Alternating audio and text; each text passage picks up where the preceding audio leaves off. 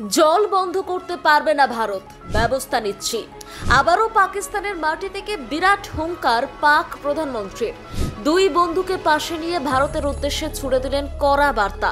কিন্তু এখন প্রশ্ন হলো, ঠিক কি ব্যবস্থা নেবে পাক প্রধানমন্ত্রী? ভারত যদি জল বন্ধ করে তাহলে কি আবার পাকিস্তান ভারতের বিরুদ্ধে কড়া সিদ্ধান্ত নেবে?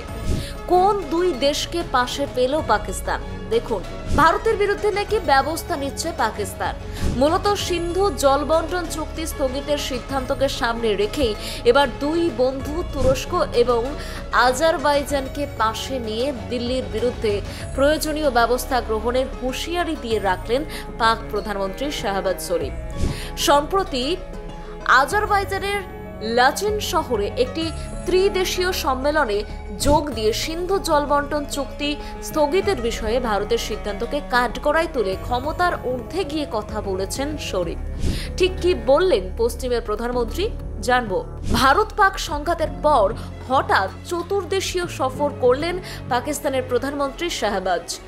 জানা যাচ্ছে, ভারতের সাথে সংঘাত চলাকালীন যেসব দেশের তরফে সমর্থন পেয়েছিল পাকিস্তান, এবার সেই সব বন্ধুদেরকে ধন্যবাদ জানাতেই বিদেশ সফর করলেন শরীফ। সূত্রের খবর, প্রথমে তুরস্ক সফরে গিয়ে সেখানে প্রেসিডেন্ট রিচেপ এরদোয়ানের সাথে দেখা করেন পাক প্রধানমন্ত্রী। পরবর্তীতে সেখান থেকেই ইরান সফরে যান তিনি। ইরান থেকে পৌঁছেছেন আজারবাইজানে। আপাতত যা খবর, বর্তমানে সেখানেই রয়েছেন শাহবাজ। শোনা যাচ্ছে, বন্ধুর জোরেই নাকি লাচিন শহরে ভারতের বিরুদ্ধে গলা ফাটিয়েছেন শরীফ। বন্ধু আজারবাইজানের অন্যতম শহর লাচিনের একটি ত্রিদেশীয় সম্মেলনে যোগ দিয়ে ভারতের সিন্ধু জল বন্টন চুক্তি স্থগিতের সিদ্ধান্তকে দুর্ভাগ্যজনক বলে উল্লেখ করেন পাকিস্তানের প্রধানমন্ত্রী। সেই সম্মেলনে উপস্থিত ছিলেন আজারবাইজানের প্রেসিডেন্ট ইলহাম আলিয়েভ ও তুরস্কের প্রেসিডেন্ট রিচেপ এরদোয়ান। পাকিস্তানের একাধিক জনপ্রিয় সংবাদ মাধ্যম জানিয়েছে, ওই সম্মেলনেই ভারতের সঙ্গে সংঘর্ষ, কাশ্মীর প্রসঙ্গ এবং সিন্ধু জল চুক্তি নিয়ে কথা বলেন শরীফ। এদিন পাক প্রধানমন্ত্রী বলেছিলেন, আমরা শান্তি চাই।